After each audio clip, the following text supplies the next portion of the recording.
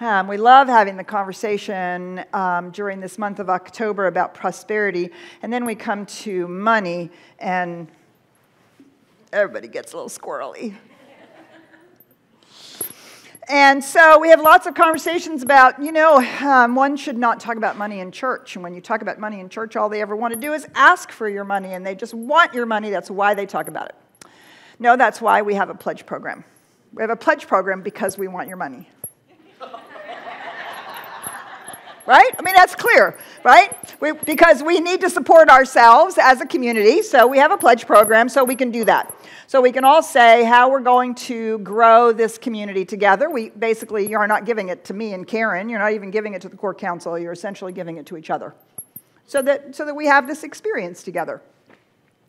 But we talk about money and we talk about prosperity because the law of giving and receiving is actually part of the law of cause and effect.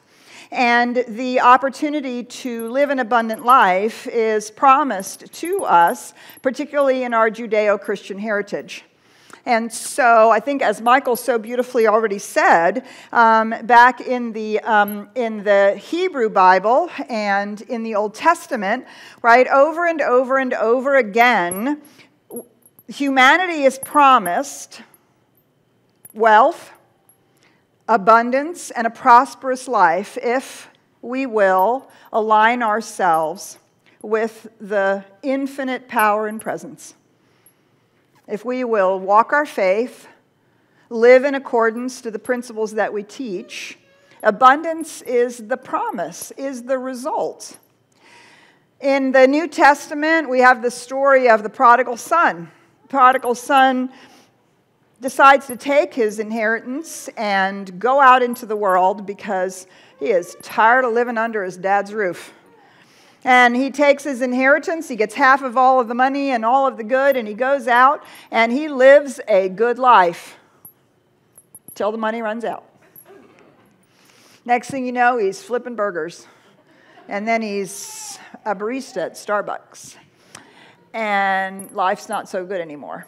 And he decides, the people who work at my dad's estate, they are better off than I am. So I'll go back home and I'll just work on my dad's estate. I don't need to ask for any special treatment. I'll just do my thing. And because I clearly have lost myself out here, right? Thinking about all the things that money was spent on, and maybe squandered, somehow wasted away because there wasn't any left. So he decides to go home. And what happens when he comes home? The father sees him coming, and rather than going, "What were you thinking? Why did you do that?" or any of those kinds of things, what happens? He's totally embraced. And a huge party is thrown for him, and he's given all of his symbols of all of that wealth back. He's given the keys to the kingdom, so to speak, and everything that abundance is returned to him because he returned to himself. Over and over and over again, we are promised that as we live in alignment with the truth of who we are, the truth of the spiritual reality that we live in, one infinite power and presence, one universe that we talked about last week, how abundant it is. And if we align ourselves with that, life does, as Michael said, actually begin to unfold according to our good. The problem is that in this iteration of humanity, that includes money. Whereas before it might have been sheep and cattle and camel and land and all kinds of other ways in which that is described and explored. Today, we live in a culture that requires money. And so we want to talk about this thing. And what do we call it? Cold, hard cash, don't we? And most of our terms for money actually are somewhat derisive, have a sense of it not being such a good thing. lots of words that we use that show our love-hate relationship with money. Unfortunately, so much of that love-hate relationship comes from the belief that money is the root of all evil, right? And that is steeped in our culture today. Money is the root of all evil. And for 1,500 years, when the Catholic Church was the primary religious organization in the West, then if you were really going to be spiritual, you took a vow of poverty because money is the root of all evil. Actually, the problem is, this is actually not the quote. This is not actually what it says in the New Testament.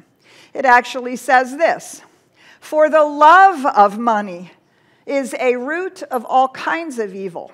Some people, in their eagerness to get rich, have wandered away from the faith and caused themselves a lot of pain.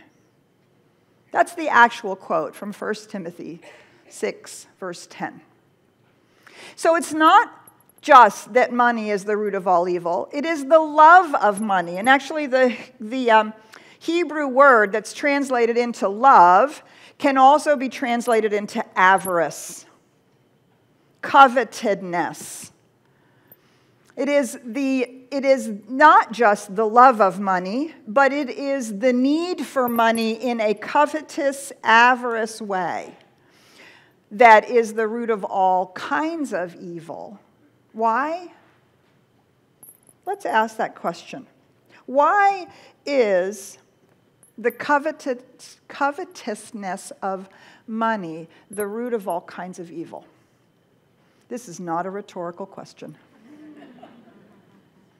What do you think? It implies lack. It implies lack. Good. Love of the thing instead of the source. Love of the thing instead of the source. It's not circulated. It's not circulated. I've got to have it, have it, have it, have it, have it. Have it. Right? It'll make me happy. Fill me up. It creates behavior to acquire. In most of the ways in which this verse is interpreted, that is the fundamental piece. That right there is the fundamental piece.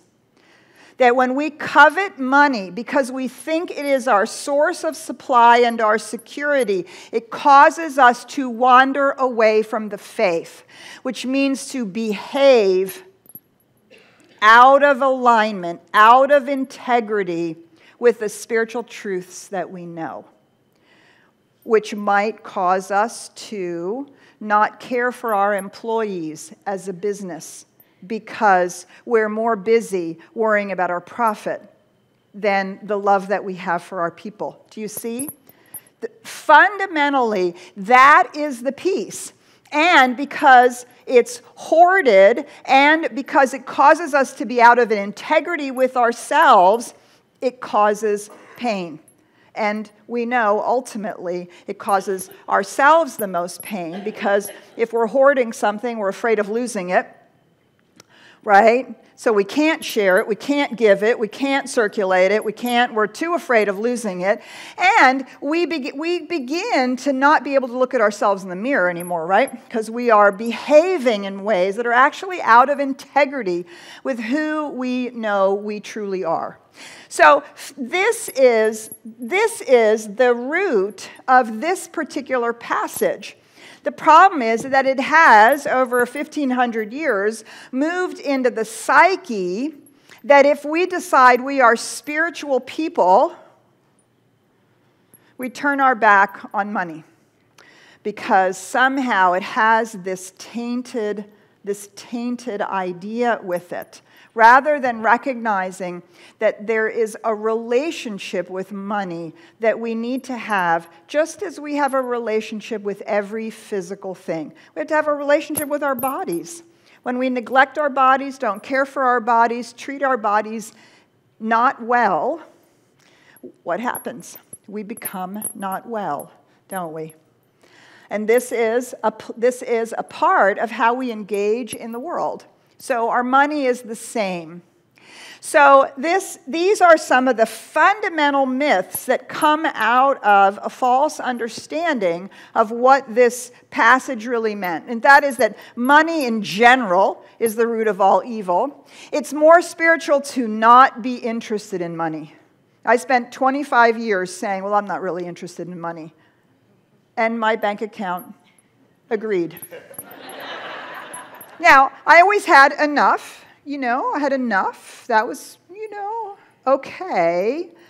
But I was not interested in money, and money was definitely not interested in me. And so I did not experience the kind of prosperity and abundance that actually is promised to us. I don't need to think about money. Spirit will handle it.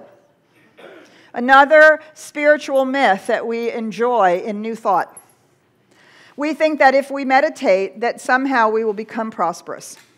Or if we focus only on the divine love, that somehow we will be rewarded with financial prosperity. That's actually called Calvinism. Are you familiar with that? Calvinism and the seed of Protestantism is that if I am good, the way that you know that I'm in favor with God is I am financially prosperous. So if I seek favor with God, I will be prospered. What we know to be true is that we're actually using a law. That if we want to be prosperous and we want to enjoy the fruits of our spiritual labor in the world, we do actually have to pay attention to what we do, what we work with, and how we use this thing, money. Spirit will handle it in exactly the way in which we think about it. Can I say that again? Spirit, actually the law, will handle our money in exactly the way that we think about it. That is actually the instructions that we're giving. If I'm spiritual, I will be showered with money, right? Somehow that I will be rewarded with money. But we don't actually believe in punishment and reward. It actually does not work that way. It's not only that we don't believe it, we don't see that it works that way.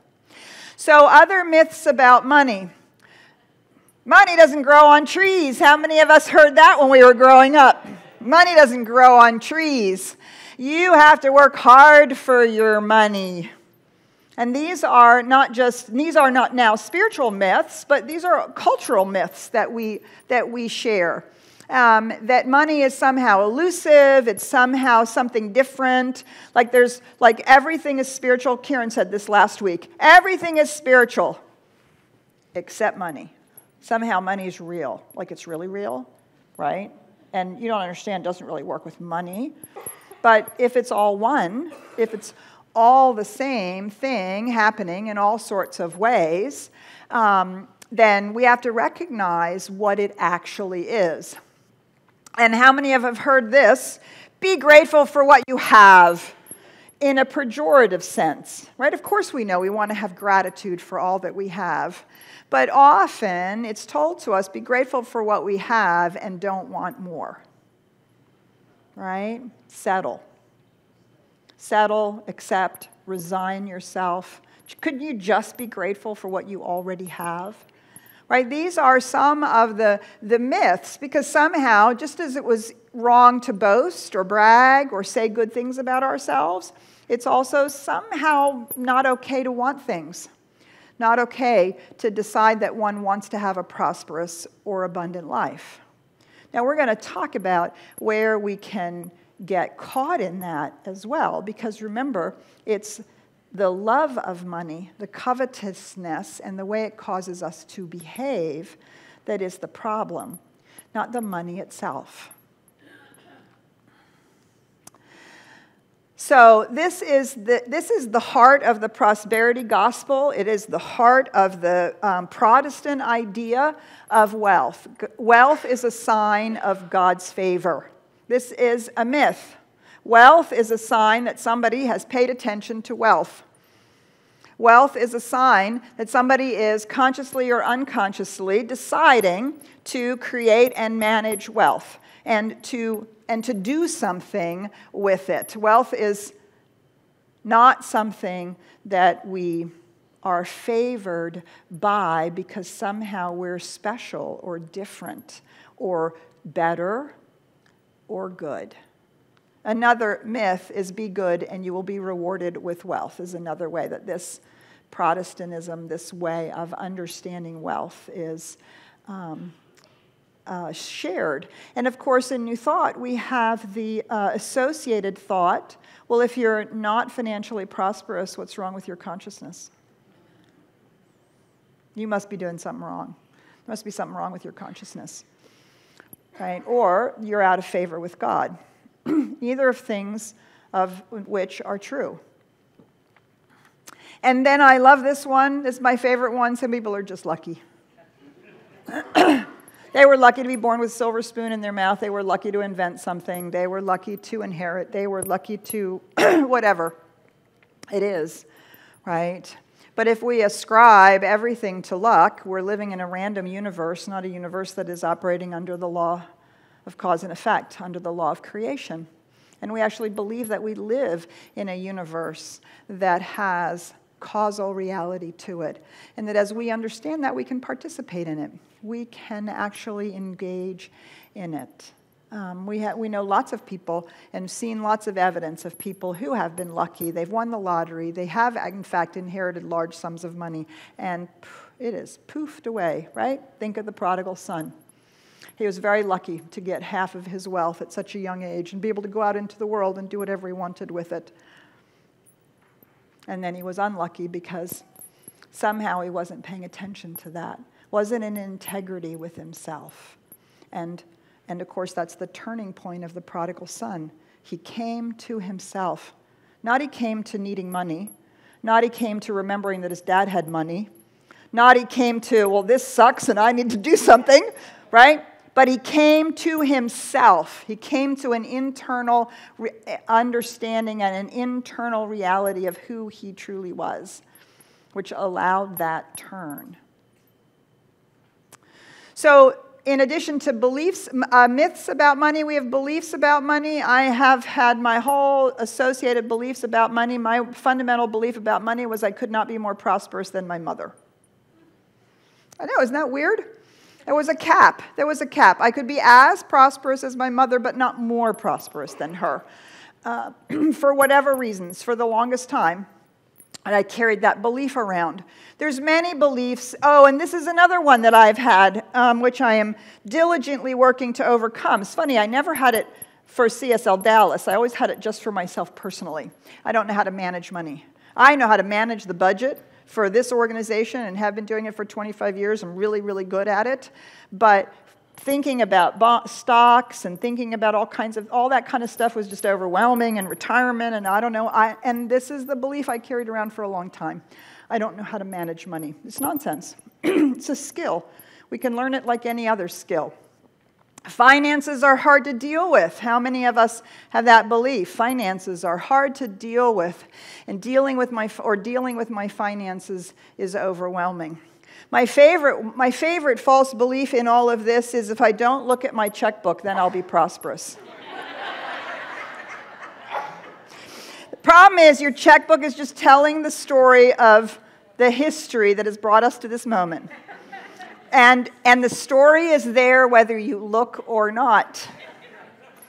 Right? And so starting to just look at these things, listen to the things that we say about our financial prosperity and how we describe it and how we talk about it will actually illuminate the beliefs that we have and the myths that we have bought into.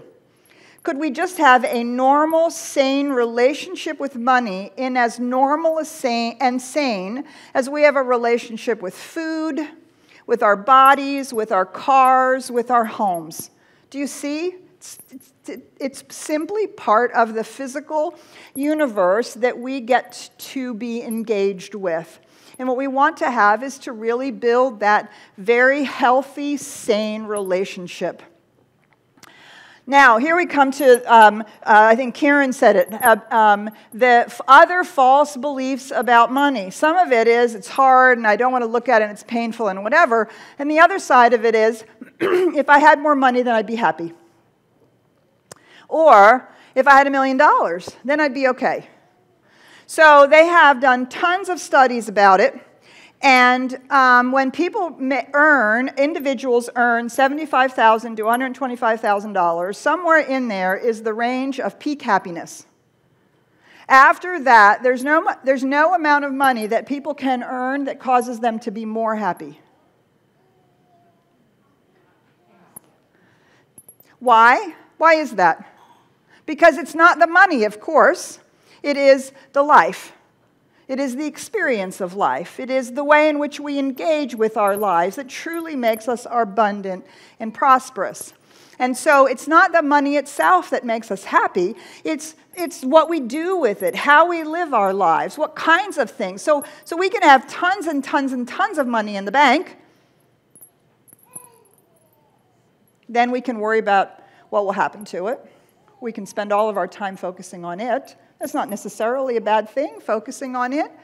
And yet, incrementally, studies have shown that the actual experience of life itself, it's not about the money. Do you see? So we have to talk about money partly because we have to discover that it's actually not about the money. Right? Isn't that the paradox of it? But if we always avoid talking about the money, then we don't ever get to actually look at what is money, what is our relationship with it, and how are we going to deal with it? How do we allow it to be part of the truth of who we are? And finally, the last one is when I feel wealthy, then I'll be able to give. So let me also tell you, statistically, they've done all kinds of research that the wealthier a person is, unfortunately, the less percentage of their money they give away.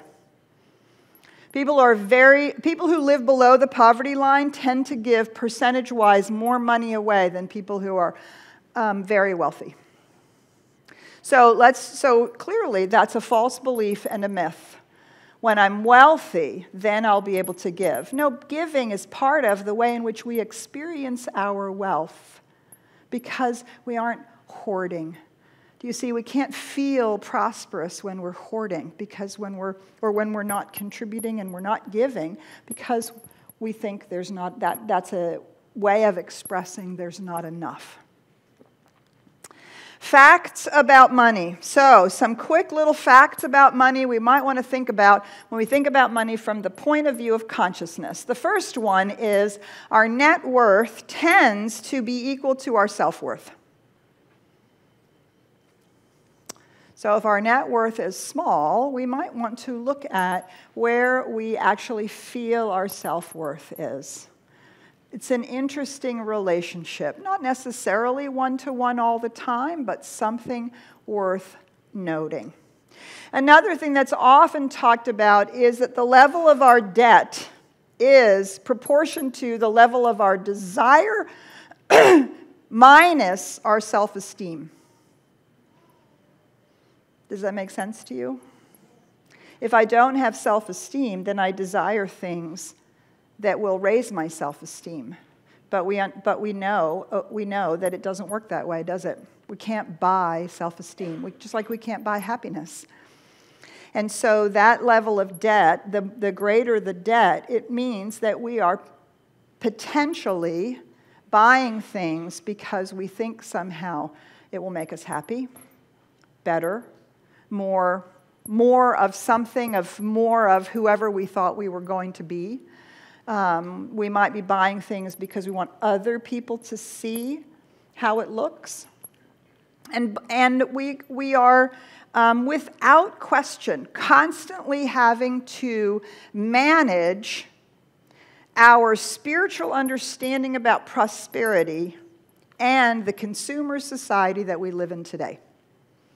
We're constantly having to manage that. When I watch all these, I don't watch a lot of TV, but every once in a while I end up somewhere where there's a TV show on. Do you know nobody works? Nobody works. Unless it's actually in the office, nobody works. They all have designer apartments. They all have amazing clothes, right? And they don't work. And And so we see that, and we see that in the movies and whatever it is, and then we're hit over and over and over and over again with an economy that is built on your dissatisfaction. The dissatisfaction that you feel about your own life. So we need a new car, we need different clothes, we need this, we need that, and you'll be cooler, sexier, more desirable, younger if you buy all these products, right? And now we know better, spiritually we know better, but that is an inundating message. And we have to constantly make sure that our desire for prosperity and abundant life is not simply rampant consumerism. And this is part of our spiritual practice, right? So one of the fundamental fact about money is simply energy in a form we can see, right? We get paid money because we've given energy to work, and then we receive it. We can put it in our pocket. You know, it's really hard to carry sheep around. But that's, right? That's basically what it is. We used to be people who made things, grew things, did things, and we carried them around, and we traded them, and we bartered them, and, you know, I gave you a sheep, and you gave somebody else a cow, and then that person gave me a shoe, you know, and it was all, those things are hard to carry around, so money was invented. That was the point of money, and it meant something, and it represented something. And so it's simply energy in a form we can see. So if we can construct all the weirdness around money and just let it be energy in a form that we can see. Do you see, we could have a happy, healthy, sane relationship with it. And when we do that, we can begin to engage in really deep truths about money. The first one is that we want money fundamentally because what we want is freedom. So it's really important as we think about becoming prosperous and having money is to really ask ourselves, what is the money for? And to decide for yourself what that is, because it's your life. My money is for traveling, for being here, doing this work, right? That's what my money is for. I don't need a lot of stuff. Actually, I keep having to not buy things when I'm traveling because I have no place to put it. Right? How many of us have finally decided we don't need any more stuff? We have plenty of stuff. That's a great place to be because that's mine. Now, you might still need stuff. You might want to refurnish your house. You might need money to invest in a business or to buy art supplies or to give to your children or whatever it is. But ultimately, we want money so that we can be free in our lives to live according to the integrity of who we are. That's what we have to decide. What does that look like? And how do we create that kind of a life as opposed to all the little pieces having to do with money? So thinking about the freedom that money will give us, that becomes the mental equivalent. Do you see? It becomes the mental equivalent of the life that we want. And if it's just energy, some of it will come in money, some of it will come in gifts, some of it will come in miracles, some of it will come in unexpected ways. Do you see what I'm saying? And so the truth about money is that it's a piece of our financial freedom. And that gives us the ability to do, to save, and to give, to be part of a full, rich, meaningful life. And so this is why, again, I said earlier, we look at money so that we can see that it's actually not about the money. It's about what we do with the energy as it circulates in our own lives, in the lives of our family, in the lives of the communities and places that we're a part of. And as I said, it's not about the stuff. It's about living a meaningful and fulfilled life. If we don't have enough money just to pay the bills, it's really challenging to then be about creating and expressing the meaningful life that we're here to have and to be. So I really want to encourage you to read Dennis Merritt Jones' can't remember the name of it, An Abundant Life, I think it's called. Dennis Merritt Jones, our book of the month, his 10 things about prosperity. It's really powerful because this is ultimately what that book is about. It's not about stuff. It's about living a meaningful life and having the freedom to live the meaningful life that is your meaningful life to live. And if we can do that without making money somehow bad and wrong, then it's just a part of that. It's just a natural, sane, happy part of the meaningful life that we're living. Prosperity is fundamentally about an abundant life. And you deserve that abundant life just as much as the lilies in the field, as the flowers and the trees and the birds. You deserve that abundant life. It is yours for the creating. So that's what we're about together this entire month, creating that prosperous and abundant life. So let us pray. So just inviting us to go within, we just take this opportunity right now to breathe. Take a deep breath with me. Let it out. There is the greatest demonstration of abundance. Air is simply life in a form that we can breathe. Blood is simply life in a form that circulates and keeps our bodies alive. Sunlight is simply life in a form that nourishes the earth. Water is simply life that allows things to grow. Money is simply life in a form that we can carry around and exchange. All of it is the one life, the one infinite reality, the one power and presence that is expressing itself through all of creation, through my life, through your life, through all life. And so as we know this morning that this is true, that we live in an abundant universe, that abundance flows in, through, and as us, let us release any false ideas we have about money. Let us release any thought that we have that something outside of ourselves makes us happy. Let us release any idea that we are unworthy or incapable of managing money, of having money, or of living a prosperous life. And so today I speak this word for each and every one of us, that we are financially free. That we are financially free to contribute the great gift that we are, that is the truth of our being. That whatever is required for that financial freedom is attracted to us, and whatever stands in the way is released. I affirm for each one of us that as we are financially free, as we are prosperous, we rob no one. We actually have more to give and to share and to grow, that others, too, may experience their financial freedom. And as we stand in witness to this truth for each of us, let us stand witness to this truth for every person on the planet. For truly, there is enough energy to go around. There is enough love to go around. There is enough life for every person on the planet. There is enough of what is needed for a full, rich, and meaningful life.